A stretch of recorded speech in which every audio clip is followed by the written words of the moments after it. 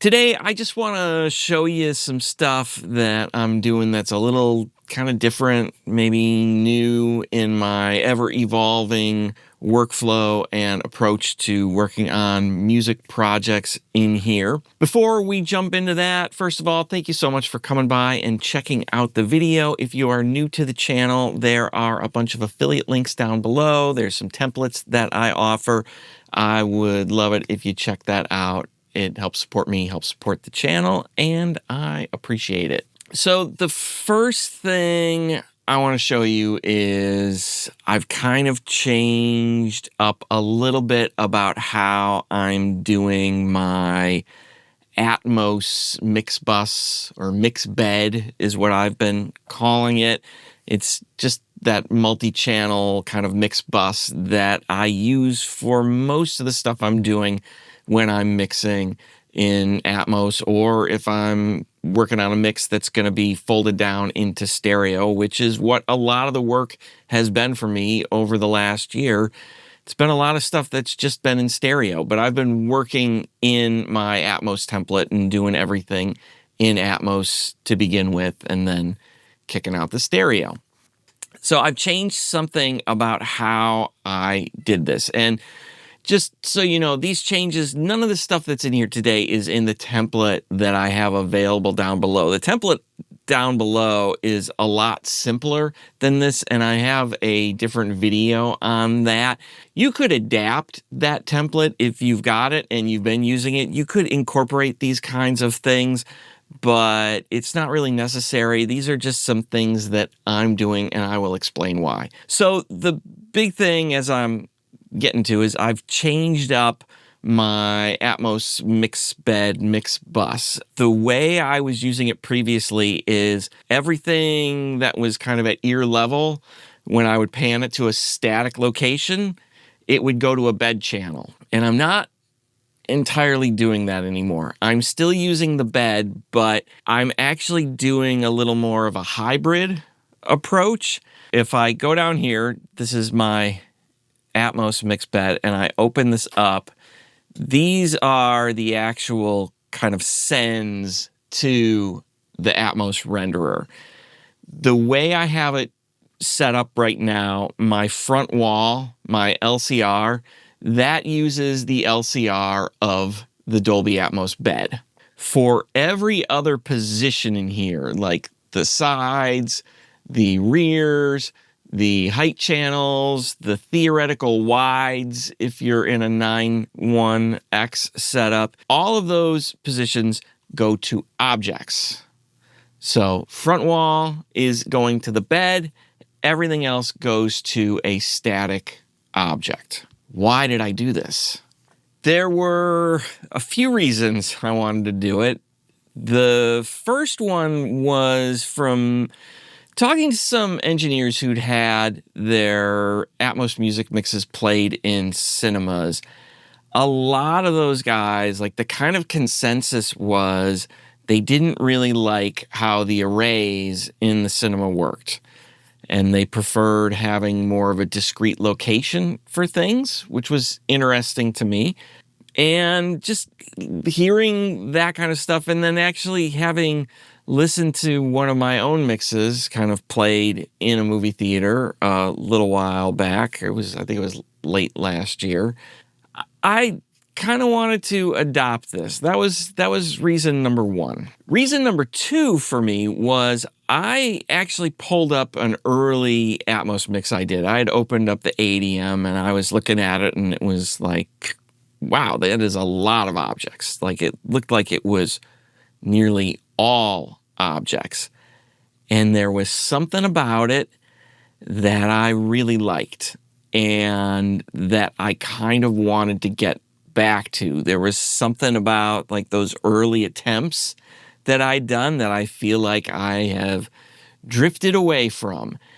So I want to incorporate more objects into what I'm doing, even if they're just static. I kind of liked how that worked. And I know in my head that objects and bed channels in those same positions, they sound the same. I've done a lot of testing. I've done other videos talking about that testing, and they sound the same. But there was still something about it that I liked, and I want to kind of incorporate more objects into what I'm doing. And this is kind of a first step in a way for me.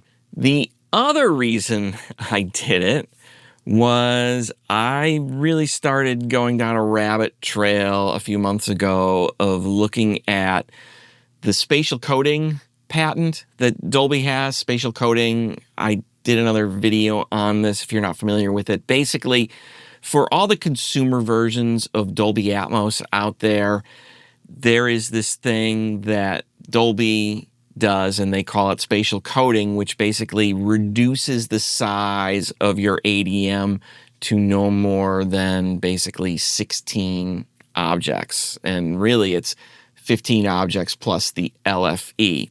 So the thing I should mention about this patent is it's just a patent. It doesn't necessarily mean that is the actual way that spatial coding is being employed, but the way the patent made it sound, it's that the sort of bed channel locations, those are rock solid. They are not going to get moved from spatial coding.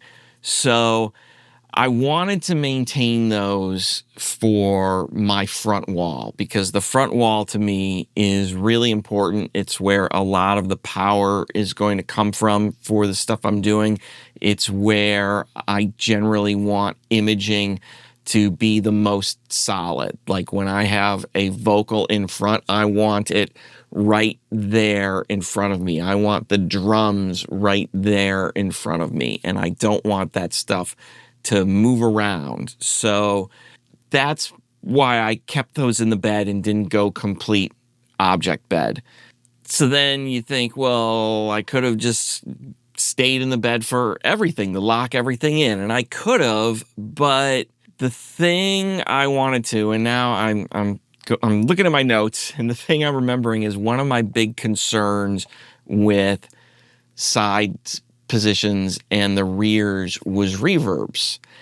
I didn't want my reverbs in arrays. I want them to kind of stay in those locations. I think it's going to help.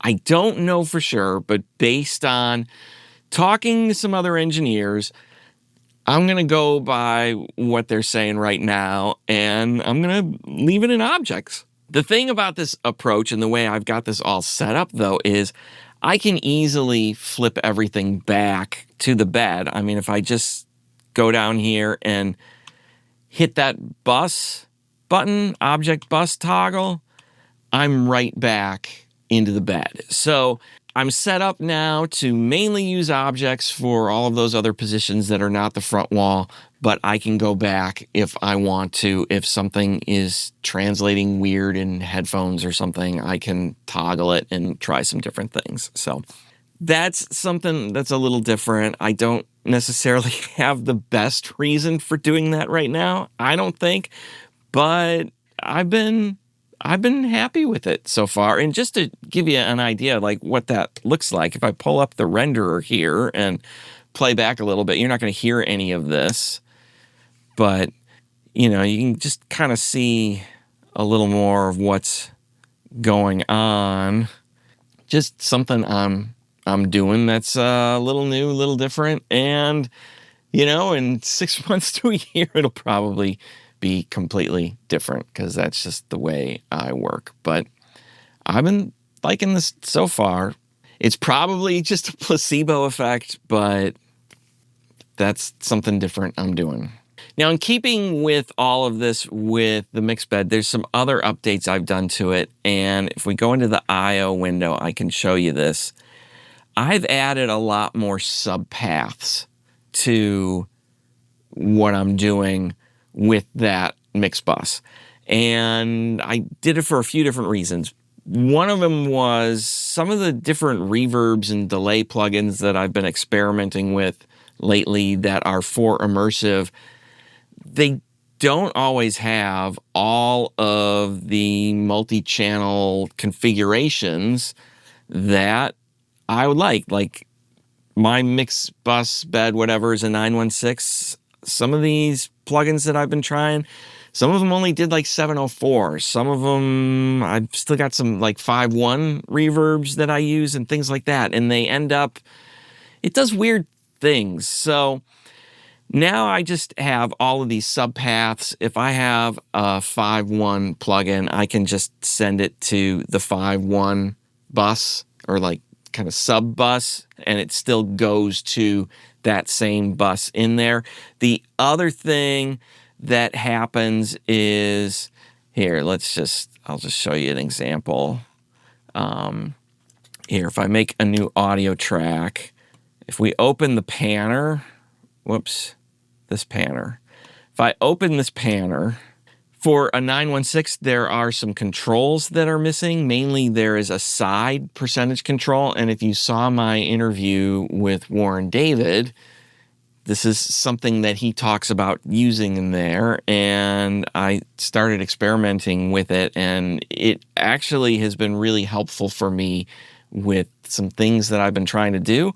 So if I route this to, say, the 714 instead, now I have that side percentage control, and now I can adjust that. And if I take this and I just pull it off the wall a little bit, now I can put a little bit in the rears, which is kind of an Elliot Shiner thing. With vocals, a lot of times he's got a little bit of that vocal in the front. Well, he's got all of it in the front, and then he gets a little bit in the rear, and that's something I've been experimenting with. I like it.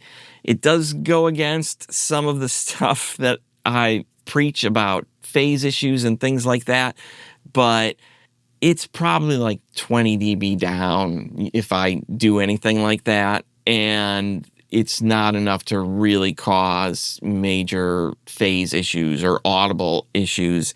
And then there are some other things that I've been experimenting with. I'm not quite ready to show you, but things to kind of pull something off the front wall without doing that. Like ways of kind of decorrelating things to kind of get things like a little more forward. This is part of that recipe, but I'm gonna have to save that for another time because it's not quite ready yet. The last thing I'll show you in here is something that I've been playing with lately. Most of the stereo stuff I've been doing, I've been using the 2.0 Direct from the Atmos Mix. And if I'm doing a project that it's probably not going to go out in Atmos, but I'm working in Atmos for the fun of it, in those situations, I will just mix the stereo for the 2.0 Direct. But sometimes, if I'm working in Atmos, and then when I get down to the stereo, sometimes the 2.0 Direct is just not quite right for me all the time. In general, something I've noticed lately is I've been preferring less and less bus compression on the Atmos side of things. But when I take that down into stereo, I still feel like I need to do some bus compression or a lot of bus compression. Like whatever your flavor of bus compression is, I still feel like that's something that the stereo needs. And sometimes I can do it to the 2.0 Direct and it works great and it feels great, but sometimes it's just not quite right. So I've actually been going backwards a little bit to where I just have, the stereo mix that is happening in here. And I never got rid of it. I still have it. This is something that is in the template that I sell. Every channel basically in the mix has this send to sort of my mix bus, my stereo mix bus. What I had been doing with that was folding it down into mono and then using it as a sidechain key for the Atmos mix. But now I'm actually going back and I'm using it as a stereo mix from time to time.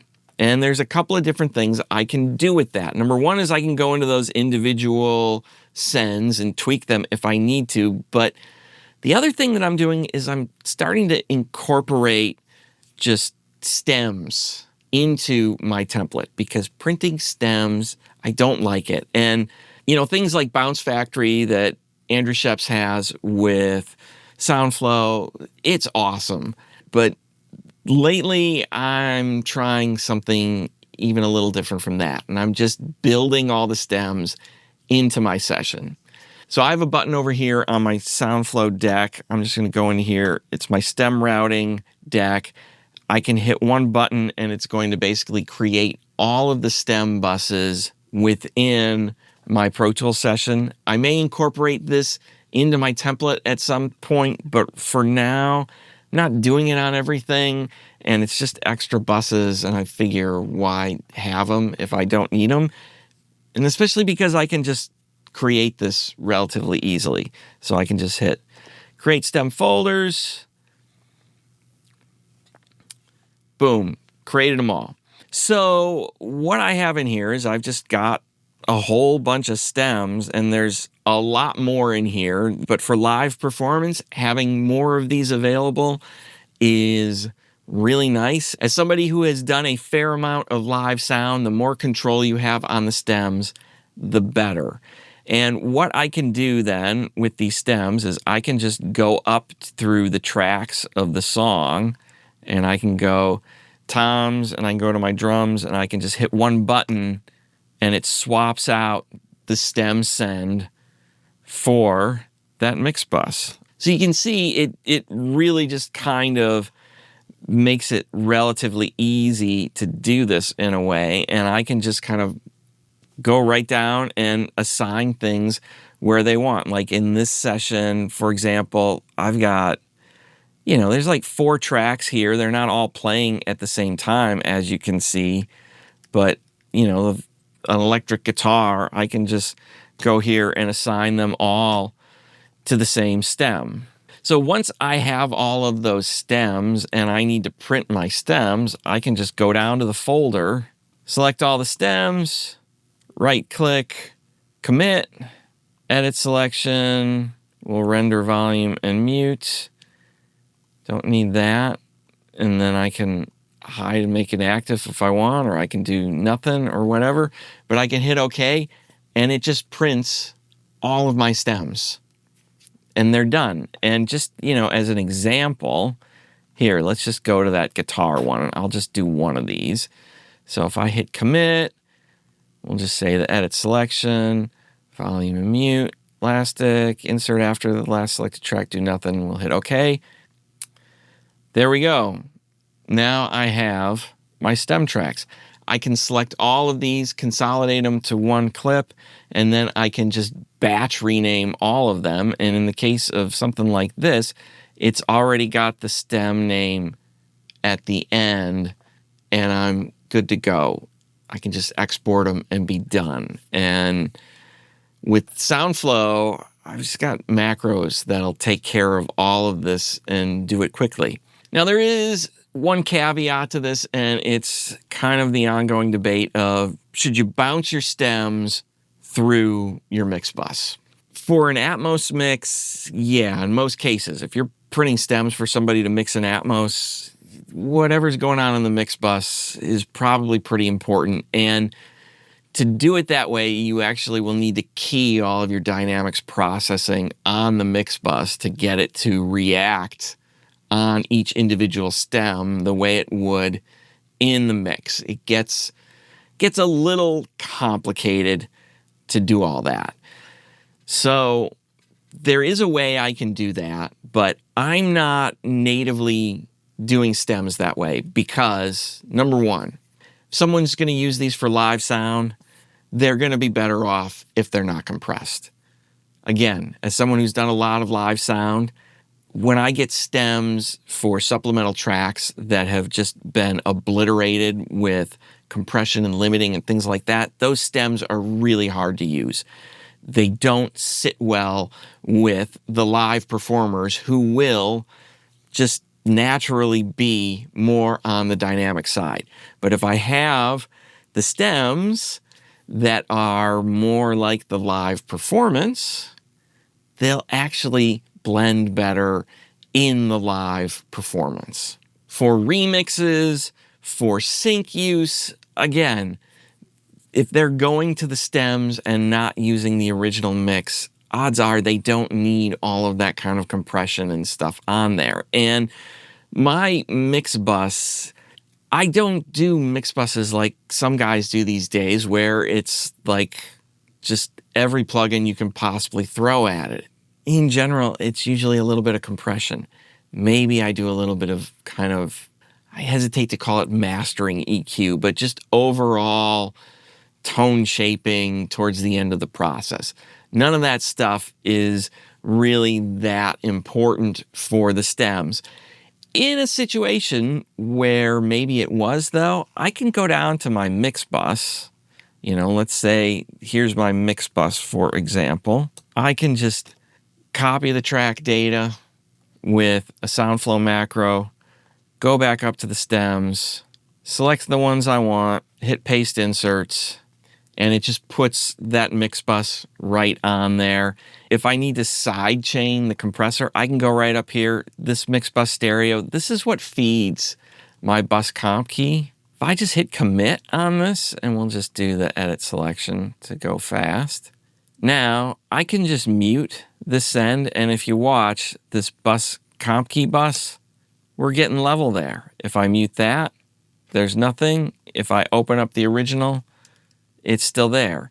So I can just open this guy up, and now I've got my key. Now I can go down here to my compressors, and I can say, bus comp key. And then again, I could just set up the one and then copy it and paste it down the line and print. And now all of my stems have that keyed compressor on there, just like maybe they should. I mean, it's up for debate. If somebody really wanted it, yeah, I can do it. But it's not generally something that I feel like I need to do for the clients I have. Your mileage may vary, though. Other part of this too that's really nice, like I'm creating my instrumental and acapella mixes within here automatically. Then I just need to print the TV mix and I'm done. Pretty nice. So just a way to kind of speed things up. So that's just some new stuff that I'm kind of doing in here. Are you doing new stuff in your music mixes, Atmos mixes? I'd love to hear about it. What's working for you? Why are you doing it? I think the why is always really important. Leave a comment below and let me know. But thanks for watching. I'll talk to you soon.